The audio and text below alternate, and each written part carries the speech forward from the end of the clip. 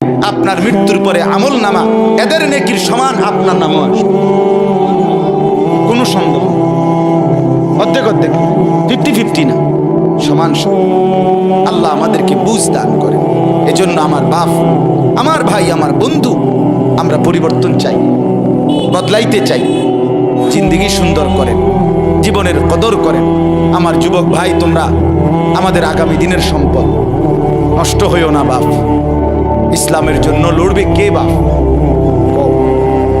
মুরব্বীরা তো চলে যাবে বাপ। 18 বছরের ছেলে, 20 বছরের ছেলে, 22 বছরের তাগড়া জওয়ান, তুমি নষ্ট হয়ে গেলে, তুমি চরিত্রহীন হয়ে গেলে, তুমি যদি সারাক্ষণ নারী ছাড়া, ছবি ছাড়া, মদ, জুয়া, অশ্লীলতা, তুমি যদি মোবাইলের আসক্তি ছাড়া চলতে না পারো, আগামী দিনে ইসলামের জন্য তুমি করবা কেমনে, লড়বে কেমন? আগামী প্রজন্ম তোমার হাতে নিরাপদ দিন পাবে কেমন? বেঁচে থাকার নিরাপত্তা মিলবে না।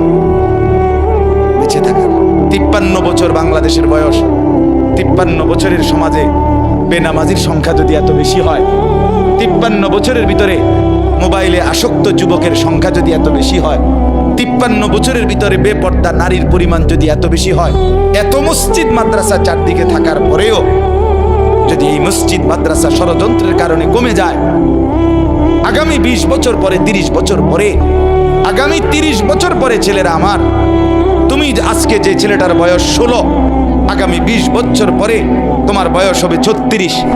আজকে যে ছেলেটার বয়স 20, আগামী 20 বছর পরে তোমার হবে 40। আমার এখন 42 বছর। ধরে নাও আমার 4টা সন্তান আছে, 2টা মেয়ে আছে, 2টা ছেলে আছে।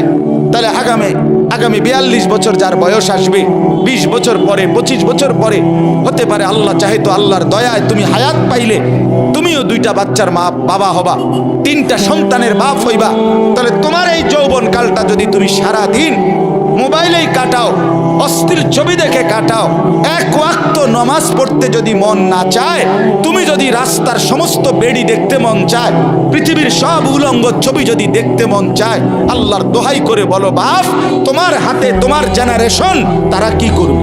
বলো ভাই, আল্লাহ দিলে তোমার যখন একটা ছেলে হবে 12 বছরের, 14 বছরে, সে কি করবে? কি মনে হয়? সে জুনায়েদ বাগদাদি হবে, সে বাইজিদ বুস্তামি হবে? দোস্ত আমার, নষ্ট না হয়, নিজেকে নষ্ট না করো। কিয়ামত নিশ্চিত, আখিরাত নিশ্চিত।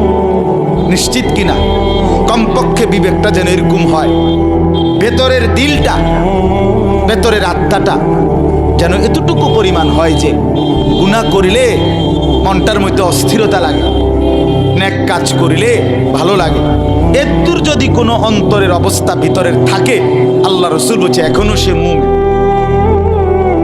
কিন্তু যেদিন গুনার পর গুনাহ, মিথ্যার পর মিথ্যা, চুরির পর চুরি, মদের পর মদ, জুয়ার পর জুয়া, জিনার পর জিনা, বেবিচারের পর বেবিচার, বেপর্দার পর বেপর্দা, মা বোন, যেদিন আর কোনো অসুবিধা বোধ হচ্ছে না, চেহারায়, সুরতে, চলনে, বলনে পাপের কোনো অনুভূতি নাই, আল্লাহর কসম রাসূলুল্লাহ বলে, ধরে নাও ঈমান হারিয়ে গেছে।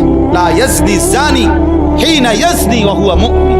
রাসূলুল্লাহ বলে, কোন জিনাকার, ব্যভিচারী নারীর সাথে যখন অপকর্ম করে, সে ঈমানদার থাকে না। লা ইয়াসরিকু সারিকু হিনা ইয়াসরিকু ওয়া হুয়া মুমিন। কোন চোর যখন চুরি করে, রাসূল বলে সে মুমিন থাকে না। লা ইয়াশরাবুল খামরা হিনা ইয়াশরাবু ওয়া হুয়া মুমিন। রাসূল বলে কোন নেশাখোর যখন নেশা করে, তখন সে মুমিন থাকে না, মুমিন থাকে না। বাপ আমার, কতদিন সুদ খাইলে অভাব মিটবে? কতদিন হারাম রোজগার করলে অভাব পূরণ হবে? পূরণ হবে না। অতএব আখিরাত নিশ্চিত, কিয়ামত নিশ্চিত, মৃত্যু নিশ্চিত। চোখের সামনে প্রতিদিন কত মানুষের চলে যাওয়া, এরপরও যদি আল্লাহকে না চিনি, কখন চিনব? আল্লাহ আমাদেরকে বুঝ দান করেন, আল্লাহ আমাদেরকে কবুল করেন। অনেক ছেলে মাশাআল্লাহ এখানে ওখানে দেখেন আপনারা, চাচারা আপনারা তাকায় দেখেন, আপনাদের সন্তানেরা, এরা রংপুরের ছেলে না, এরা আমার কুমিল্লার না, এরা চিটাগাংয়ের না, এরা আপনাদের ছেলে, আপনাদের মহল্লা। আপনারা একটা নজর একজন মুরব্বী তারাইয়া দেখেন, আপনাদের এই ছেলেদের দিকে তাকাইলে দেখবেন কমপক্ষে 90% নামাজ পড়ে। আপনি দেখেন, আমারও কোন আমি দাঁড় করাই, তোমাদের চেহারা দেখলে তো বাপ বোঝা যায়। আহা, এজন্য বললাম আমার ছেলেরা, চেহারা দেখলে তো বোঝা যায় বাপ তুমি যে এক ওয়াক্ত নামাজও পড়ো নাই। চেহারাটা কালো, চেহারাটা পাষাণ, চেহারাটা দয়া মায়াহীন, চেহারাটা নির্দয়, চেহারার মধ্যে কোনো রসকস থাকে না। কসম আল্লাহ, হযরত আব্দুল্লাহ ইবনে মাসউদ বলছে প্রত্যেকটা গুনাহ চেহারা কালো করে। সাওয়াদুন ফিল ওয়াজহ, প্রত্যেকটা গুনাহ, একবার নারী দেখছো একবার কালো, আবার আরো আরো আরো, প্রত্যেকটা গুনাহ সাওয়াদুন ফিল ওয়াজহ, চেহারা কালো করে। জুলমাতুন ফিল কলব, অন্তরটা অন্ধকার করে।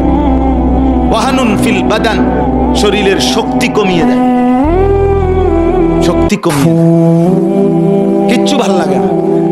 এ মোবাইল টিফোন ছাড়া টানা দিয়ে মানে ভাল লাগতেছে না, এরপরে মানে এটা ছাড়া অন্যটা পছন্দ না।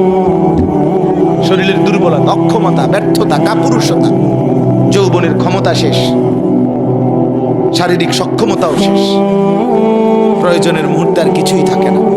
নিজের হাতকে অপকর্ম করে নষ্ট করে দিছ, শরীরটাকে শেষ করে দিছ, নিজের লজ্জাস্থানকে নষ্ট করে ফেলছ, হায়াত বরবাদ করে দিছ। চিরেই দুনিয়াতেও আফসোস মিলবে, আখিরাতেও আফসোস মিলবে। হ্যাঁ, আমি খোলামেলা কইলাম, হিম্মত করে কইলাম, সাহস করে বললাম। এজন্য হযরত আব্দুল্লাহ ইবনে মাসউদ বলেন চেহারা কালো হয় গুনাহ, অন্তর অন্ধকার হয়, শরীর দুর্বল হয়। 4 নাম্বার দাইকুন ফির রিজক, রিজিক সংকীর্ণ হয়, রিজিক কমে যায়।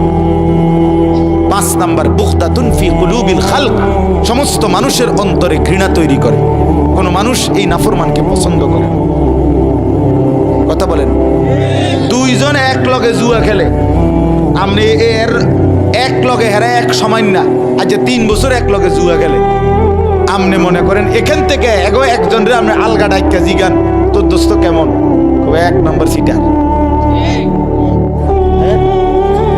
কি কর বলবে না, বলবে সিটারের সর্দার, পাট পার। কি রে কস, তোর লগে চলে একসাথে জুয়া খেলস, তুই কেমনে তারে খারাপ কস? ওমা তো আমি কি হেরে কি আব্দুল কাদের জিলানী কইতাম, এই বলবে কথা। এ কি বলবে, আমি কি জুয়ারি রে বুঝি আমি বালা কইতাম, আমি বালা কম কেমনে? আর মন্দ লোকেও মন্দকে মন্দ বলে, ভালোরাও মন্দ বলে।